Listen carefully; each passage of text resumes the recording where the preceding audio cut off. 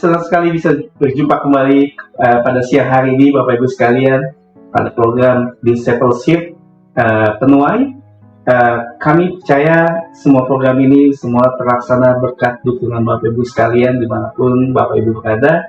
Sebelum kita membahas firman Tuhan, kita belajar firman Tuhan, mari kita bersatu di dalam doa terlebih dahulu. Terpujilah di dalam nama-Mu Tuhan Yesus. Dan Kau yang mempercaya Tuhan, program ini Tuhan berjalan sesuai dengan kehendak-Mu Tuhan. Biarlah kami bisa mendapatkan rema, bisa mendapatkan hikmat, marifat Tuhan, bisa belajar bersama-sama Tuhan. Karena kami percaya Tuhan, Engkau yang turut bekerja di dalam segala sesuatu. Di dalam nama Yesus, kami berdoa dan mengucap syukur. Yang percaya katakan, amin. Kita kembali pada Sabtu siang ini belajar firman Tuhan. Apa kabarnya Bapak Ibu sekalian? Saya berharap semua dalam keadaan baik, dalam keadaan sehat. Kita bersama-sama belajar tentang kebenaran firman Tuhan. Haleluya. Mari kita belajar mengenai baptisan api dan baptisan penderitaan. Pertama, kita mau belajar mengenai baptisan api, Bapak Ibu sekalian. Yohanes Pembaptis datang memberitakan pertobatan dan membaptis di padang gurun di Yudea. Dan diutus sebagai pemberita untuk mengumumkan kedatangan Tuhan Yesus, anak Allah, di dalam Matius 3 ayat yang ke-1 sampai yang ke-12. Ia mengumumkan, aku membaptis kamu dengan air sebagai tanda apa? Tanda pertobatan. Tetapi ia yang datang kemudian daripadaku lebih berkuasa daripadaku, dan aku tidak layak melepaskan kasutnya. Dan Yohanes sendiri mengatakan dia hanya datang sebagai pendahulu untuk membaptis umat manusia. Tetapi yang datang kemudian, yaitu Tuhan Yesus Kristus, dia akan membaptis kita dengan baptisan air dan baptisan Roh Kudus, dengan baptisan api. Ia akan membaptis kamu dengan Roh Kudus dan dengan api, di dalam Matius 3 ayat 11. Setelah Yesus bangkit dari kematian, ia memberitakan para rasulnya untuk menantikan janji-janji Bapa yang demikian katanya, telah kamu dengar daripadaku. Sebab Yohanes Pembaptis membaptis dengan air, tetapi tidak lama lagi kamu akan dibaptis dengan Roh Kudus. Itu pernyataan Tuhan Yesus pada murid-muridnya di Yudea. Di dalam Kisah Rasul 1 ayat yang keempat dan 5, janji ini pertama kali digenapi pada hari Pentakosta, Bapak Ibu sekalian. Kisah Para Rasul 2 ayat 1 sampai 4. Dan baptisan Roh Kudus menyatukan setiap orang percaya ke dalam tubuh Kristus. Di dalam 1 Yohanes 12 ayat 13. Namun bagaimana dengan baptisan dengan api? Apa yang dimaksud dengan baptisan dengan api, Bapak Ibu sekalian? Kita sama-sama belajar. Baptisan api di dalam Alkitab merujuk pada konsep yang memiliki makna simbolis dan teologis yang dalam, terutama terkait dengan penyucian, penghakiman, dan pencurahan Roh Kudus. Kita bisa lihat bahwa konsep baptisan api ini hanya berbatas simbolis, tetapi dikaitkan dengan penyucian, penghakiman, dan pencurahan Roh Kudus di atas muka bumi ini. Nah, berikut penjelasan berdasarkan konteks Alkitabiahnya. Baptisan api itu simbol penghakiman atau penyucian, seperti api yang memurnikan logam, seperti api yang memurnikan emas, kadar emas. Bandingkan dalam Maleki 3 ayat 2 dan 3, itu berbeda. Konteks penghakiman, api sering melambangkan penghakiman ilahi. Misalnya contoh di dalam Matius 13 ayat 30, mungkin Bapak Ibu nanti bisa baca, di dalam Matius 25 ayat 41, Yohanes Pembaptis mungkin menekankan bahwa Mesias akan memisahkan orang benar dan orang yang jahat, seperti lalang dibakar di dalam api, di dalam Matius 3 ayat 12. Silakan Bapak Ibu nanti catat ayat-ayat yang saya sebutkan, dan Bapak Ibu bisa buka kembali di dalam ayat-ayat yang sudah saya berikan. Beberapa orang menafsirkan bahwa baptisan api merujuk pada hari Pentakosta, ketika Roh Kudus diutus dari surga. Tiba-tiba turunlah dari langit suatu bunyi seperti tiupan angin keras yang memenuhi seluruh rumah di mana mereka duduk, dan tampaklah kepada mereka lidah-lidah seperti nyala api yang bertebaran dan hinggap pada mereka masing-masing. Di dalam Kisah Rasul 2 sampai 3, penting untuk dicatat bahwa yang dimaksud dengan lidah-lidah itu adalah lidah-lidah api. Bukan api secara harafiah, tetapi kita bisa lihat ketika orang mendapatkan curahan baptisan Roh Kudus, ia berkata-kata dengan bahasa yang lain yang Tuhan berikan. Dan kita tahu itu bahasa yang tidak bisa dimengerti. Karena kami percaya bahwa ketika kita percaya akan kebenaran firman Tuhan, kita percaya akan namanya Roh Kudus, kita akan menerima baptisan air, kita akan tahu bahwa itu melengkapi hidup kita untuk kita bisa lebih percaya dan meyakinkan diri kita hanya kepada Tuhan Yesus, yaitu kepada Roh Kudus yang turun di dalam hati kita dan menerima baptisan Roh Kudus itu. Jadi tafsiran yang kedua dan yang lebih mungkin adalah baptisan api itu mengacu pada penghakiman, Bapak Ibu sekalian. Di dalam keempat ayat Injil tersebut yang disebutkan, yang tadi saya sebutkan dalam Markus dan dalam Yohanes, berbicara tentang baptisan Roh Kudus. Tetapi hanya Matius dan Lukas yang menyebutkan baptisan api. Konteks langsung dari Matius dan Lukas adalah penghakiman. Matius 3 ayat 7-12, Lukas 3 ayat 7-17. Konteks Markus dan Yohanes tidak demikian. Kita bisa lihat di dalam Matius 1 ayat 1-8, Yohanes 1, 29-34. Silakan Bapak Ibu baca Alkitabnya. Dan kita tahu bahwa Tuhan Yesus akan datang dalam api yang menyala-nyala untuk menghakimi mereka yang tidak mengenal Tuhan. Tetapi terpujilah Tuhan yang akan menyelamatkan semua orang yang datang dan menaruh kepercayaannya kepadanya. Ia akan datang untuk kali yang kedua. Kita percaya bahwa Tuhan Yesus akan datang untuk kali yang kedua. Dan kita anak-anaknya bersiap untuk menerima atau menyambut kedatangan Tuhan yang kedua kali. Jadi kesimpulan yang ingin saya sampaikan itu, baptisan api memiliki dua definisi utama. Yang pertama itu penyucian atau penghakiman, pemisahan antara orang yang benar dan orang yang jahat. Yang kedua itu pencurahan Roh Kudus, kuasa ilahi yang turun mengubah hidup orang percaya. Jadi yang pertama apa? Penyucian dan penghakiman. Ada dua definisi yang utama yang harus kita lihat. Yang kedua itu pencurahan Roh Kudus, kuasa ilahi yang mengubah hidup orang percaya. Maka pastinya tergantung konteks, tetapi keduanya ini menekankan intervensi Allah yang radikal, yang baik untuk memurnikan maupun menghakimi. Jadi merujuk pada pengalaman pribadi orang yang percaya, baptisan api bisa dimaknai sebagai proses penyucian atau pencurahan Roh Kudus untuk pelayanan kita sebagai umat manusia, untuk melayani kita sebagai sesama. Kita sama-sama anak Tuhan, kita harus siap untuk melayani mereka. Demikian baptisan api. Dan yang kedua kita belajar mengenai baptisan penderitaan. Jadi apa yang dimaksud dengan baptisan penderitaan?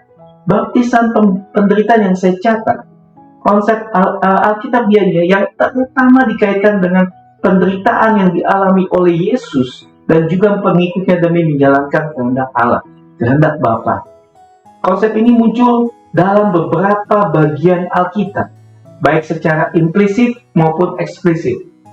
Yang pertama itu baptisan penderitaan Tuhan Yesus. Di dalam Markus 10 ayat 38-39, Yesus berbicara tentang baptisan yang harus ia jalani. Kamu tidak tahu apa yang kamu minta. Dapatkah kamu meminum cawan yang harus aku minum, atau dibaptis dengan baptisan yang harus aku terima?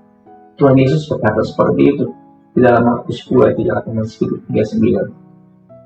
Di sini Tuhan Yesus mengacu kepada penderitaan dan kematiannya di atas kayu salib sebagai suatu baptisan, sebuah penyelapan secara simbolis ke dalam penderitaan demi menebus dosa manusia, demi menebus dosa umat manusia, yaitu kita sebagai orang yang berdosa.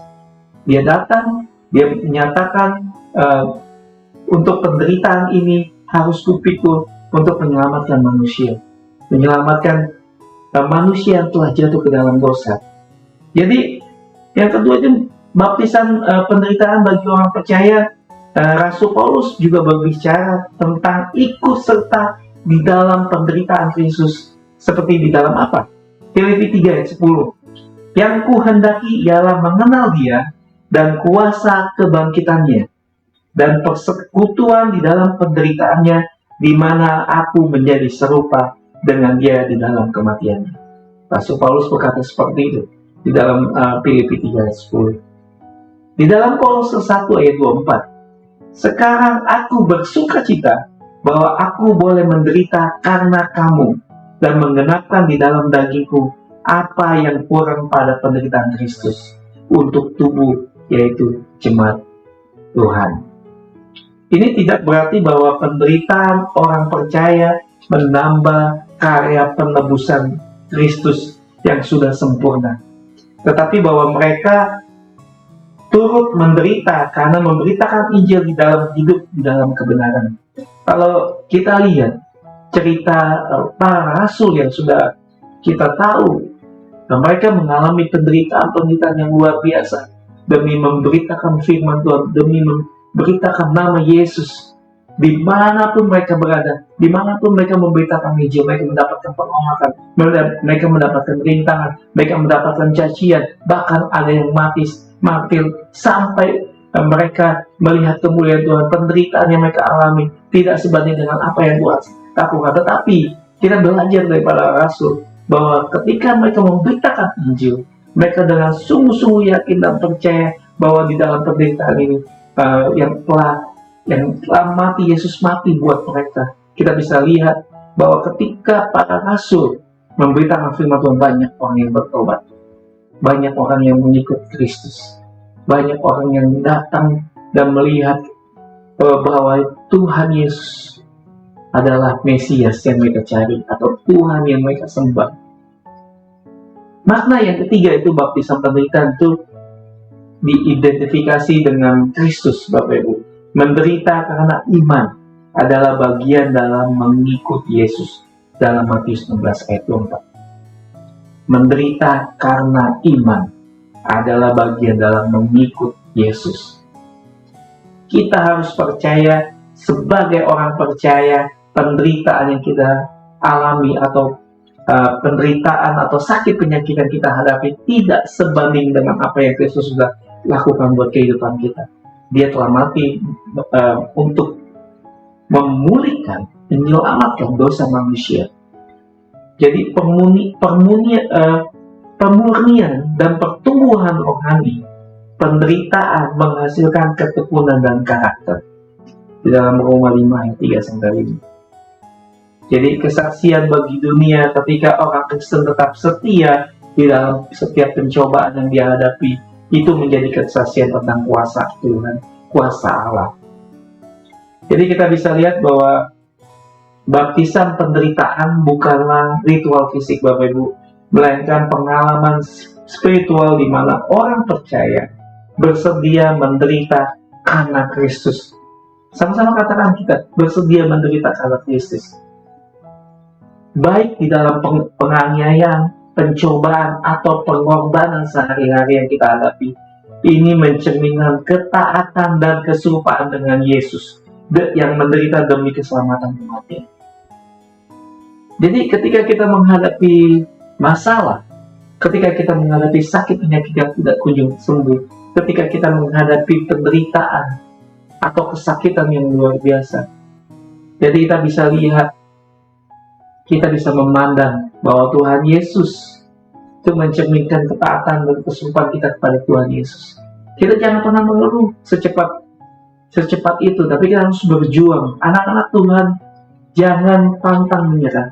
Anak-anak Tuhan, jangan cepat menyerah. Anak-anak Tuhan harus punya iman di dalam ketika kita menghadapi penderitaan secara fisik atau penderitaan apapun yang kita hadapi. Kita tahu Tuhan Yesus sudah terlebih dahulu dan memberikan kemenangan itu. Percaya, GKI Penuh Walongo di akhir tahun ini kita mendapatkan kemenangan.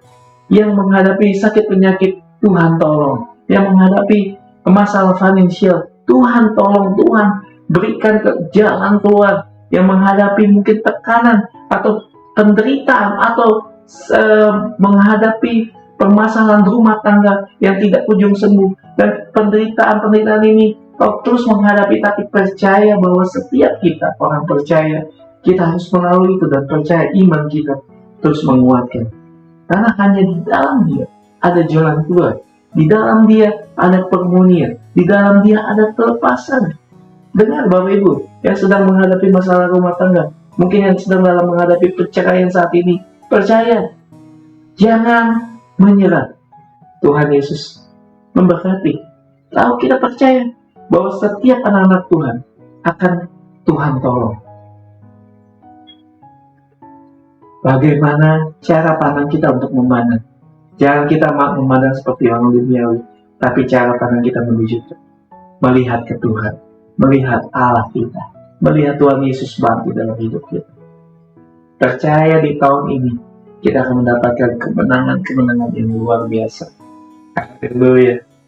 Sebab kepada kamu dikaruniakan bukan saja untuk percaya kepada Kristus, melainkan juga untuk menderita dengan Dia. Filipi 1 ayat 29. Demikianlah firman Tuhan yang bisa saya sampaikan. Firman Tuhan yang singkat tentang baptisan api dan baptisan penderitaan. Kita akan kembali lagi belajar firman Tuhan, bahwa minggu depan dengan waktu yang sama pada waktu Sabtu siang di Sydney, Sabtu depan kita akan belajar mengenai pertumbuhan rohani bagian yang pertama. Bagi Bapak Ibu yang membutuhkan topangan doa, boleh teks di kolom komen, dan kami ada tim-tim yang akan mendoakan permasalahan atau pergumulan Bapak Ibu hadapi saat ini. Tetap dukung channel kami. Kami percaya biarpun firman yang sederhana ini, sama-sama belajar, sama-sama melihat bahwa Tuhan Yesus turut bekerja. Sama-sama kita belajar menggali firman Tuhan yang mungkin hanya 10-15 menit ini, tapi percaya firman Tuhan yang keluar dari mulut tidak akan pernah kembali dengan sia-sia. Walaupun kita dapatkan aja poinnya, satu poin yang kita bisa dapatkan, kita renungkan dan kita bisa doakan, kita bagikan. Saya percaya kita semua akan melewati rintangan-rintangan tersebut di tahun ini, dan kita akan mendapatkan kemenangan. Salam sejahtera selalu, Tuhan Yesus memberkati. Shalom.